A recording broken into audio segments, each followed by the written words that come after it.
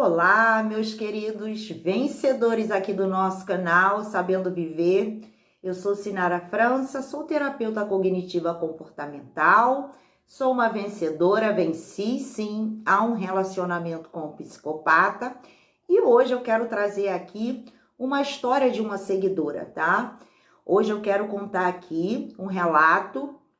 Eu peço a vocês que assistam o vídeo até o final, porque isso é muito importante, isso pode ajudar você. De repente você está chegando aqui no canal pela primeira vez, para que você possa entender perfeitamente como que é a dinâmica de um psicopata junto às suas vítimas. De repente você pode estar passando alguma situação aí, não entende o que está acontecendo com você, e para que você fique alerta e entenda realmente como que uma pessoa psicopata ela age com suas vítimas, como que elas fazem para que realmente leve a pessoa à destruição, tá bom? Então eu vou iniciar aqui. Olá, Sinara, tenho acompanhado o seu canal, que muito tem me ajudado. Pelo fato de você usar uma linguagem clara, simples e esclarecedora. A impressão que eu tenho é que você esteve dentro da minha casa e acompanhou a tortura do relacionamento abusivo no qual vivi durante 7 anos. Durante esse relacionamento e após a separação, ouvi muitos psicólogos. Tive acompanhamento pela internet e presencial. Mas embora cada um tenha contribuído para o meu avanço, foi no seu canal, nas suas palavras, que eu me encontrei. E encontrei forças para seguir com o contato zero e a minha libertação. Eu me chamo Beatriz e meu agressor, o narcisista, se chama Mário. Peço que substitua os nomes por outros fictícios, bem diferente dos nossos, considerando que um livro seria pouco para tanto. Então, o nome da pessoa aqui é o nome fictício, Beatriz e Mário. Fui casada legalmente por 2 vezes. Em meu primeiro casamento, muito jovem, fui traída e não consegui lidar com o adultério, perdendo a confiança em meu cônjuge. Ele se revelou após o casamento como alguém infiel e ingerido diariamente bebidas alcoólicas. Eu evangélica, ele sem compromisso religioso. Não tinha compromissos com o marido, provedor e nem com a fidelidade conjugal. Além do alcoolismo, que alavancava as traições e até o uso de drogas ilícitas, tivemos um filho e após o nascimento do mesmo, nós nos separamos. Eu pedi o divórcio, ele não queria, mas concordou.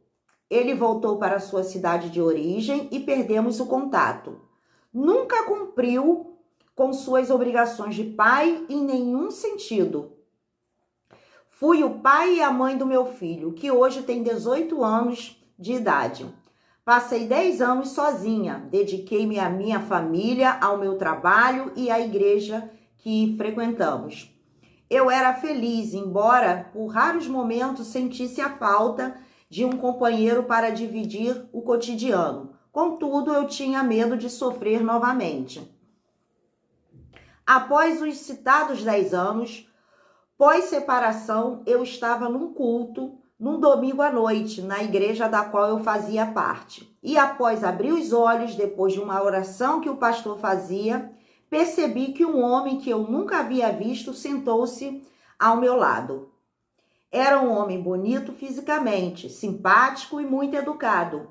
Ele dirigiu-se a mim e me perguntou o nome do pastor, após me cumprimentar, dando-me a paz de Cristo. Eu respondi a ele, mas sem olhá-lo, pois eu sempre fui muito recatada ao me dirigir a homens, pelo fato de ser uma mulher divorciada e morar numa cidade pequena. Ao terminar o culto, ele, muito gentil e cativante, me convidou para um lanche.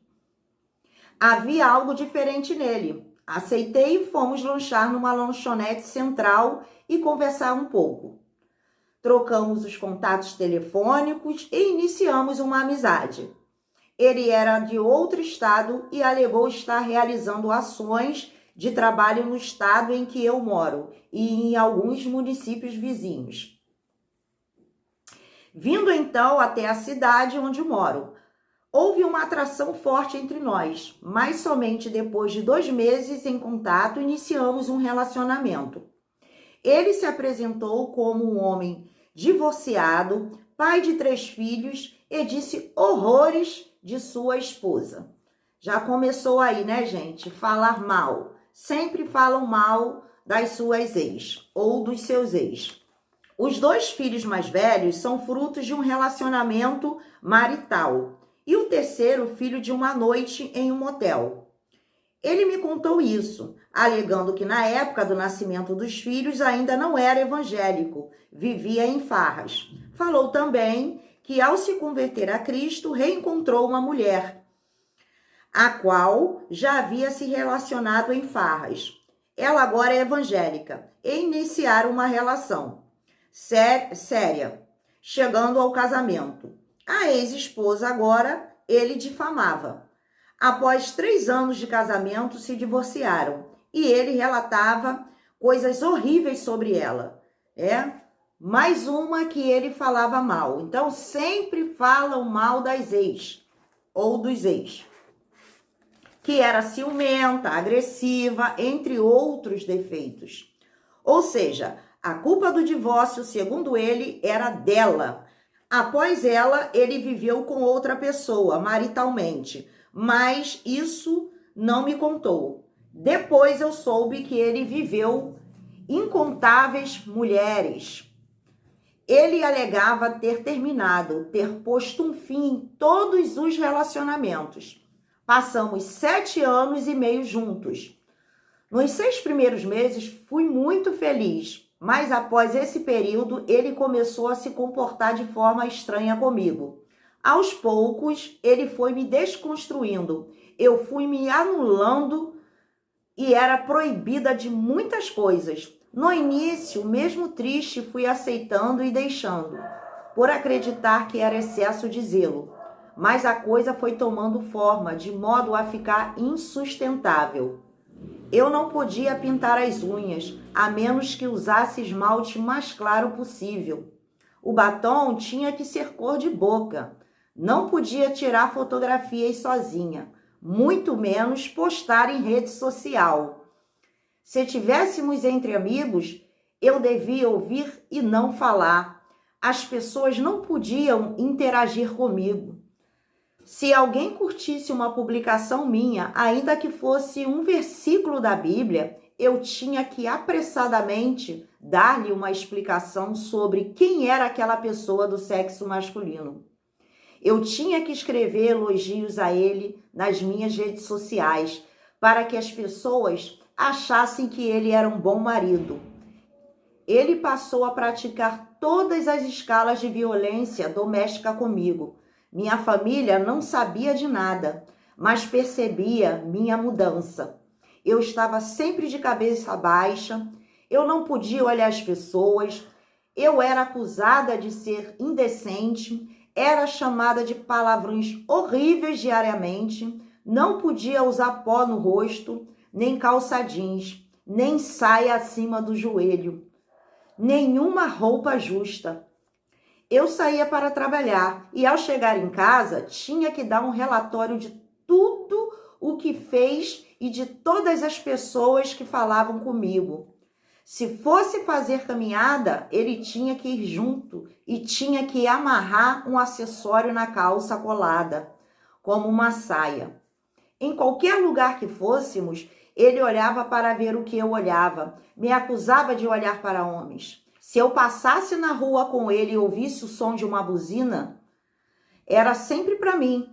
Eu tinha que dar uma explicação. Se não tivesse o que falar, tinha que inventar, senão eu estaria escondendo algo. Ele ia me deixar e pegar no trabalho, e eu não podia demorar 5 minutos para sair, pois estaria fazendo algo errado, segundo ele. Eu não podia sequer ir ao supermercado sozinha. Se visse algum conhecido, tinha que apontar, mostrar a ele o mais rápido possível. Ele já me deixou em supermercado sozinha, alegando que eu estava escondendo a presença de alguém. Eu não podia passar a mão no bolso da calça, da farda que eu vestia, que ele me largava sozinho, dizendo que eu estava tocando no meu corpo para chamar a atenção dos homens. Nenhum colega de trabalho podia me enviar uma mensagem de trabalho. Tinha que registrar no relatório. Ele sempre usava um versículo da Bíblia para me atingir. A mulher sábia edifica a sua casa. Ele dizia que a culpa de todos os desentendimentos do casamento era minha, porque eu não tinha sabedoria na relação. Ele me obrigou a fazer uma prova de concurso para o estado de origem dele. Ele queria, a todo custo, me distanciar da minha família. Ele não permitia que meu filho tivesse contato com o pai dele. Ele odiava a minha mãe e o meu irmão e fez com que eu ficasse distante deles. Se eu frequentasse a casa dos mesmos, ele se separaria de mim. Eu tinha muito medo de me divorciar, pois já tinha feito isso uma vez, e ele sabia disso. Ele vivia sustentado financeiramente por mim. Eu pagava sozinha todas as contas de casa, sustentava o luxo dele e ainda colocava limites no que eu oferecia ao meu filho. Quando íamos ao supermercado, ele arrebatava o cartão da minha mão para pagar as compras como se fosse ele. Eu não podia ter um tostão na conta bancária ou em casa, que ele pegava tudo. Tratava muito bem aos filhos, às ex e às pessoas no geral, mas a mim era como se fosse o meu capitão do mato. Eu era literalmente uma escrava dele. A cozinheira, lavadeira, faxineira e o saco de pancadas. Ele queria práticas sexuais que eu não sentia vontade, e quando eu me negava, ele citava listas de mulheres que eram melhores que eu. Eu achava estranho ele sempre mudar a senha das redes sociais e celular, bem como manter uma coleção de ex nas redes sociais e no celular. Ele alegava que poderia ser cliente, considerando que ele era corretor de seguros. Eu achava muito estranha a liberdade que ele dava para todas as ex, sempre muito bem tratadas, inclusive as mães dos filhos. Ele não tinha hora nem limite de comunicação com todas elas. Chegou até a pagar contas dela. Tomei conhecimento que dormiu na casa da mãe dos filhos mais velhos, por ter brigado com a mãe dele quando eu estava a passeio em seu estado. Ele viajava e passava meses lá, e eu sozinha aqui. Mas quando ele me telefonava, era como chamada de vídeo, sempre. Eu era monitorada. Sempre tratava as ex com muita gentileza e apelidos carinhosos que ele cultivava desde o passado. Era uma plateia, um acervo que ele mantinha de estimação. Como ele não conseguiu me levar embora da minha cidade, ele queria me levar para um bairro afastado da minha mãe. Comecei a contar a familiares dele e o que ele fazia comigo. Todos ficaram ao meu lado, aparentemente, mas ninguém tinha coragem de me ajudar. Eu só queria que ele mudasse e a gente não se separasse. Depois descobri que ele havia matado o que eu sentia por ele. Mas para mim, como evangélica, era uma vergonha me separar uma segunda vez. Eu achava muito estranho o fato de não vê-lo ler a Bíblia. Ele só a manuseava quando íamos à igreja.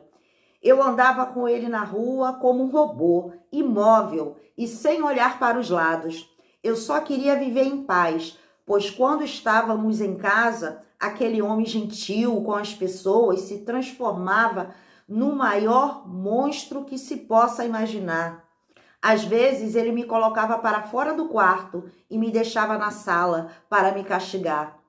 fazendo que eu passasse a noite sozinha. As torturas psicológicas, agressões verbais, religiosas, sexuais, financeiras e físicas eram indescritíveis. Agressões físicas aconteceram 2 vezes, quando ele não me agredia, destruía objetos na minha frente, com vontade que eu fosse objeto, passando para mim essa sensação. Mas as agressões verbais eu a ouço até hoje e às vezes ainda choro. Ele me pediu para financiar um carro no meu nome, pois o nome dele era sujo, visto que era uma pessoa altamente desorganizada. Eu, em nome de salvar o casamento, o fiz. O carro seria para ele pagar, mas eu o paguei todo, pois o nome ficou sujo por várias vezes e o carro se encontra na justiça para sair do meu nome depois de quitado, pois ele vendeu e ficou com dinheiro para ele. E um novo proprietário não passou o documento. Esse psicopata também estourou meus cartões de crédito. Perdi a soma do total de empréstimos que precisei fazer para limpar meu nome. Ele levou tudo o que eu tinha e o mais importante, a minha alegria, a minha esperança de que eu pudesse ser amada de verdade. Ele ainda quis me obrigar a fazer um último empréstimo para comprar outro carro e eu me neguei. Ele me agrediu de várias formas por isso. Por isso, hoje é procurado pela justiça, com mandado de busca e apreensão do veículo. Ele alterava códigos de barra dos boletos do antigo carro. É um homem ardiloso e mau. Não respeita a própria mãe. Após 7 anos e meio juntos, casados legalmente, ele, pela milésima vez, disse que iria me deixar, que todas as ex dele eram melhores que eu, que estava insatisfeito com o casamento. Então entreguei a Deus e pedi socorro divino. Eu não estava mais suportando, pois era sofrimento demais. Muitas pessoas oravam por mim, inclusive meus líderes religiosos. Ele saiu de casa e eu disse que ele não voltasse mais. Ele voltou, mas eu não o aceitei. Eu estava magérrima, sofrida, destroçada. Foi assim que ele me deixou. Ele chorou, se humilhou, mas eu me mantive firme. Aquele era um personagem dele, não era real e eu tive medo. Foi aí que troquei o meu telefone, o excluí, bloqueei das minhas redes sociais e excluí também os seus familiares, pois ficaram me chantageando para ceder. Eu desenvolvi um pânico dele. Eu sentia que se ele voltasse, ele acabaria comigo de vez. Então, com a ajuda do meu líder religioso, que acompanhou minha luta, dei entrada no divórcio. A partir daí, o narcisista começou o processo de difamação contra a minha pessoa, tendo como plateia os seus macacos voadores. Ele voltou com uma das ex, com quem mantinha contato nas redes sociais e telefone, a quem ele carinhosamente chamava por um codinome. Foi uma vítima de calotes financeiros dele no passado. Por curiosidade, procurei pela ex-esposa dele, a mulher com quem ele foi casado antes de mim, a mulher a quem ele difamava quando se aproximou de mim. A mesma, já casada com outro homem, estava fazendo tratamento de saúde por causa das sequelas que herdou com o fim do relacionamento. Fiquei atônita com as coisas que ela me falou sobre o casamento vivido com ele. Ela descreveu exatamente o homem com quem vivi em cativeiro, porque era assim que eu vivia, prisioneira na minha própria casa. Meu filho ficou com traumas de tudo que eu passei. Minha mãe e meu irmão foram extremamente desrespeitados pelo narcisista. Ele passava uma imagem boa para as pessoas e me ameaçava dia e noite, me descartava. Mas quando eu não suportei mais, fiz eu mesma o descarte. Eu ignorei os sinais no início, que pareciam sutis. Estou marcada por todos os abusos cometidos contra mim, mas estou viva e isso é tudo. Então, né, gente? As histórias se repetem. Toda história vivida com uma pessoa com transtorno de personalidade, toda pessoa que vive com uma pessoa com transtorno de personalidade, as histórias se repetem. Algumas pessoas passam por situações menos graves, algumas até mais graves. No caso aqui dela, foi uma relação com um psicopata. Então, gente, eu não vou falar muito mais aqui, porque a história foi um pouco longa, mas que isso venha lhe ajudar, tá? Que essa história aqui, se você estiver dentro de um relacionamento, ainda um relacionamento abusivo, com uma pessoa com transtorno de personalidade, que seja algo que realmente venha lhe ajudar, que a história, né, o depoimento contado aqui dessa experiência com essa seguidora, que venha servir para que possa lhe ajudar e perceber, entender de uma vez por todas, pessoas com transtorno de personalidade, elas não mudam. Elas são assim, vão continuar, as histórias se repetem e como ela disse aqui, a seguidora, ela, ao conversar com a ex, ela contou o mesmo relato e assim vão se repetindo as histórias vividas com pessoas com transtorno de personalidade. Sempre o mesmo padrão. Tá bom, gente? Um beijo a todos vocês e até o próximo vídeo.